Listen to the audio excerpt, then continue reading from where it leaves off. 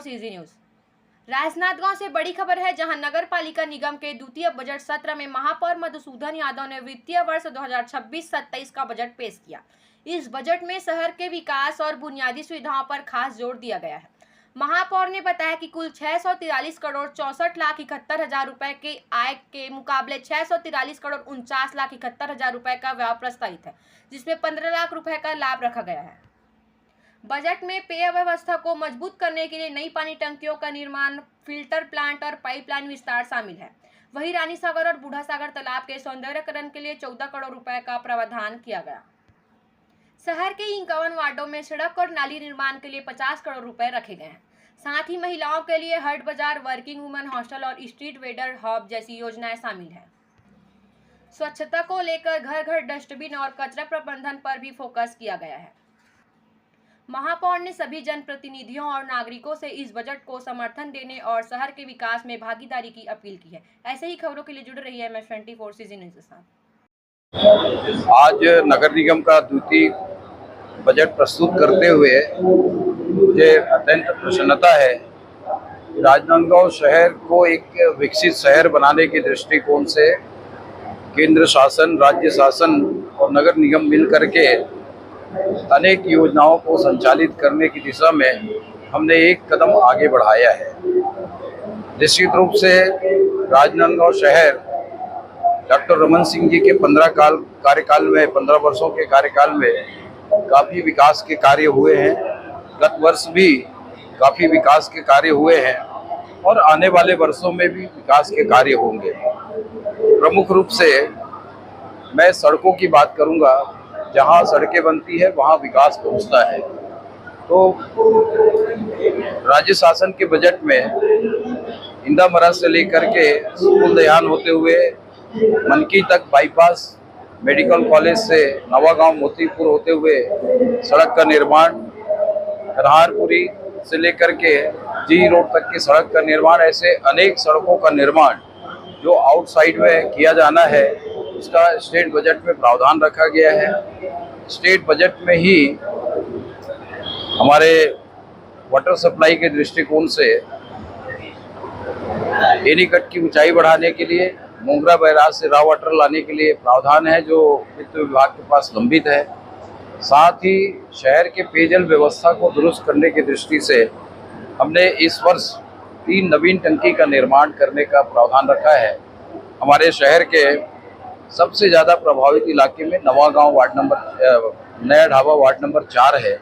वहाँ पर टंकी, चिखली से गौरी नगर के बीच में टंकी का निर्माण, एक टंकी का निर्माण हम गोकुल नगर के आसपास करने के लिए प्रावधान रखे हैं। उसमें राइजिंग लाइन, डिस्ट्रीब्यूशन लाइन और एक ट्रीटमेंट प्लांट का भी प्रावधान रखा है, ताकि शहर के कुछ हिस्सों में पेयजल की जो दिक्कत है वो पूर्ण हो सके। शहर सौंदर्यीकरण की दृष्टिकोण से पुराने गार्डन और कुछ वार्डों के गार्डन को व्यवस्थित एवं सौंदर्यीकृत करने का प्रावधान रखा है। वाटर सप्लाई के काम के साथ साथ हमने पर्यावरण का विशेष ध्यान रखा है। वाटर रिचार्जिंग के लिए, वृक्षारोपण के लिए, इसके साथ अनेक विषय जो शहर की आवश्यकता है, चाहे वो सफाई की हो, चाहे अधोसंरचना की हो, शिक्षा की हो, इन सभी बिंदुओं को हमने इस बजट में टच किया है। और कुछ योजनाएं तात्कालिक भी है और कुछ योजनाएं दीर्घकालिक भी है। इन सभी योजनाओं पर आने वाले 1 वर्ष के अंदर हम काम करेंगे और इसके लिए संसाधनों की व्यवस्था भी करेंगे। माननीय मुख्यमंत्री जी, माननीय प्रधानमंत्री जी, माननीय नगरीय प्रशासन मंत्री जी, माननीय हमारे विधायक और विधानसभा के अध्यक्ष, माननीय हमारे सांसद जी, हमारे प्रभारी मंत्री गजेंद्र यादव जी, इन सभी का सहयोग और मार्गदर्शन शहर के विकास में मिलेगा। मैं सभी पार्षदों से भी इस विकास में सहयोग की उम्मीद करता हूं और शहर के विकास के दृष्टिकोण से हमारे राजनांदगांव शहर के सभी नागरिकों से मार्गदर्शन और सहयोग की अपेक्षा करता हूं, ताकि राजनांदगांव शहर एक विकसित शहर बन सके और इस दिशा में जो हमने कदम उठाया है उसे सफलतापूर्ण कर सके। फिर से एक बार मस्ती की पाठशाला।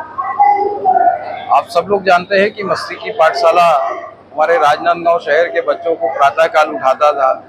शायद स्कूल के दिनों में माता पिता बच्चों को स्कूल जाने के लिए सुबह उठाते थे, लेकिन जिस दिन मस्ती की पाठशाला लगती थी उस दिन बच्चे माँ बाप को उठाते थे। तो इसे हमने पुनः प्रारंभ करने के लिए बजट में प्रावधान किया है। बजट में जो प्रावधान हुआ लखनऊ रोड का, रोड निर्माण का संबंधी, कल ही कलेक्टर ने एक ओबराय कंपनी को सस्पेंड किया, मतलब उसमें निलंबित किया है, उसमें बैन किया है। ये सुनने में आ रहा है कि उसको एजेंसी वही सड़क का निर्माण करेगी, उस पर आपका क्या कहना है? नहीं, लखोली रोड का जो चौड़ीकरण का कार्य है वो स्टेट बजट में है और स्वाभाविक रूप से शहर के आउटर में विकास की संभावनाएं ज़्यादा है, क्योंकि शहर कॉम्पैक्ट हो चुका है। शहर पूरी तरीके से अब शहर के बीच में ओपन स्पेस नहीं है और शहर का विस्तार जो है आउटर हिस्सों में होंगे, इसलिए शहर के आउटर हिस्सों में सड़कों के निर्माण का कार्य के लिए ज़्यादा प्रावधान किया गया है। जहाँ तक निलंबन का सवाल है वो जिलाधीश ने कल किया होगा। कल सामान्य सभा की बजट में व्यस्त रहने की वजह से इसका डिटेल में अभी लाभ का बजट देखिए, हमारे माननीय महापौर मधुसूदन यादव जी द्वारा इस बार 15 लाख का लाभ का बजट लाया है, जबकि इन्होंने ये इन्हीं के द्वारा पिछले साल 22,95,000 का घाटे का लाया था। एक साल में नगर निगम को कितना फायदा हो गया ये हमको समझ से परे है, लेकिन हमें नहीं लगता कि, जबकि नगर निगम की स्थिति यह है कि यहाँ के कर्मचारियों को 12-12 महीने से पेमेंट नहीं मिला है, किसी विभाग में 6-6 महीने से नहीं मिला है, और ये अब लाभ की बजट बता रहे हैं। ये कहीं ना कहीं कुछ गड़बड़ सड़बड़ है मामला। इस पर अध्ययन अच्छे से करना पड़ेगा, बजट इन्होंने किस प्रकार के तैयारी किया है। रहा सवाल, इनमें कुछ नई बात नहीं है। बूढ़ा सागर के लिए 35 लाख का फिर एक ला लिए हैं। पिछला बूढ़ा सागर का तो अभी कुछ अता पता ही नहीं हुआ है, उसका कार्रवाई नहीं हुआ है, वो क्लियर किए नहीं है, और फिर नया बूढ़ा सागर के लिए उन्होंने लाया है 14 करोड़ रुपया, तो सौंदर्यीकरण के। अब कैसी सौंदर्यीकरण हुई है आप देख सकते हो। पिछला का 16 करोड़ था, अब 14 करोड़ का लिए यहाँ इसमें लाया है। वृक्षारोपण की ला कर रहे हैं, वृक्षारोपण करेंगे। साल भर में इन्होंने वृक्षारोपण किया था, कहाँ इनका वृक्षारोपण दिख ही नहीं रहा है। हमारे समय में जो जी रोड के आजू बाजू जो झाड़ लगे हैं वो माननीय हेमा देशमुख के समय का हमारा कार्यकाल का वृक्षारोपण का जो हरा भरा कुछ तो दिखता है, लेकिन इनका पीछे साल का जो वृक्षारोपण हुआ कहाँ गायब हुआ है कहीं पता नहीं है। पैसे की बर्बादी है और कुछ नहीं है। इन्होंने ये क्रिकेट टर्फ खेलने युक्त बनाने की बात कही है नया कैप, तो वो कहाँ बनाएंगे? एक तो स्टेडियम संभाल नहीं रहे, क्रिकेट स्टेडियम संभाल ही नहीं इनका, और बनाएंगे कहते केवल पैसे को दुर्गति कर रहे हैं और कोई धरातल में कोई काम नहीं। पिल्ले जी, मस्ती का पाठशाला पिछले वाला वही झूला में यही कराते थे वहाँ पर, मस्ती का पाठशाला सुबह सुबह संडे को, और खुद वहाँ कितने लोग गिर गए थे टूट के वो झूला में। तो इनका केवल सपना दिखाने का काम, हमारे महापौर बहुत अच्छे हैं, केवल बड़ी बड़ी सपना दिखाते हैं, धरातल में कुछ नहीं है। बस बजट है, पेश करना है, पेश कर दो, होगा कि नहीं होगा वो बात की बात है। पिछले अभी वो रोड के लिए जो प्रावधान दिया गया इसमें, अभी कल ही कलेक्टर ने ओबराय कंपनी को ब्लैक लिस्टेड किया है जी, इस पर आप क्या कहेंगे? शायद कल देखिए बहुत बड़ी बात बता रहे हैं आप। कल ही हमारे यहाँ में पास हुआ है कि ओबराय को एक रोड मिली है, अच्छी लंबी राशि का उसका मिला है, और यह उनको पनिश किया है। तो इनके ठेकेदार भी इन्हीं के हिसाब से आते हैं, और इन्हीं के ठेकेदार है वो नालंदा विश्वविद्यालय बना रहे हैं, वो अभी तक पूरा नहीं हुआ, जबकि वो बोले 6-7 महीने पूरा करके दे दूंगा। माननीय रमन सिंह जी से थपथपाए उनका पीठ, और अभी तक पूरा नहीं हुआ, और उन्हीं को अभी ऑडिटोरियम बनाने का उनको वो दे दिया गया है। तो इन्हीं के चहते लोग को काम दिया जा रहा है, इन्हीं के चहते ही काम करें, दूसरा कोई नया दिखता नहीं यहाँ पे। तो सब में भ्रष्टाचार नजर आती है, लेकिन केवल शासन का पैसा दुरुपयोग जा रहा है। ये राजनांदगांव के लिए एक अच्छा मैसेज नहीं है। खेल को लेकर जिस प्रकार से मैदान है शहर का, नगर निगम द्वारा स्टेट स्कूल में बार बार योजनाओं को लेके रखनी लगाई जाती है, उसको लेके क्या? देखो खेल के लिए है तो खेल के लिए उसको जैसा नगर म्युनिसिपल स्कूल में बनाए थे, अभी इनके द्वारा सांसद कप टूर्नामेंट करा दिया गया, उसमें घास लगे थे, पूरा घास उगड़ गया। उसके बाद नीलू शर्मा टूर्नामेंट हो गया फ्लड लाइट, और उसके बाद मधुसूदन यादव का हो गया। तो टूर्नामेंट करते हैं, लेकिन उनको रख रखाव भी रखना चाहिए, उसके लिए 2-4 आदमी रखना चाहिए। खेल खत्म हो जाता है उनका मेंटेन के लिए ध्यान रखना चाहिए।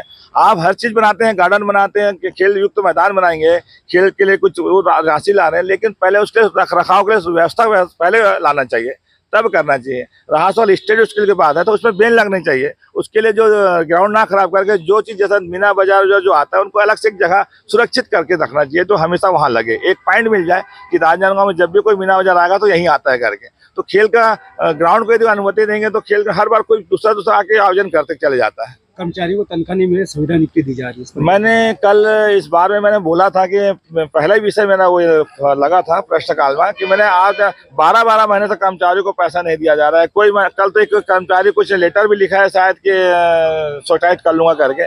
तो ये नगर निगम की स्थिति दयनीय है कि कर्मचारियों को वाकई में पैसा नहीं मिल रहा है। और तो और हमारे यहाँ एक आ गए हैं रामटेगी जी, उनको उतने से तो 10 आदमी यहाँ रोजगार लग जाते उनके तनख्वाह से, लेकिन उनको जबरदस्ती अभी रिटायर हुए 6 महीना नहीं हुआ, फिर उनको संविदा में लाकर रख लिए। ये महापौर की परिसर और आयुक्त किस गति से नगर निगम को कैसे दिशा में ले जा रहे हैं वही जाने, लेकिन ये राजनांदगांव नगर निगम के लिए और संस्कार राजनांदगांव ने चिंतित बात नहीं है।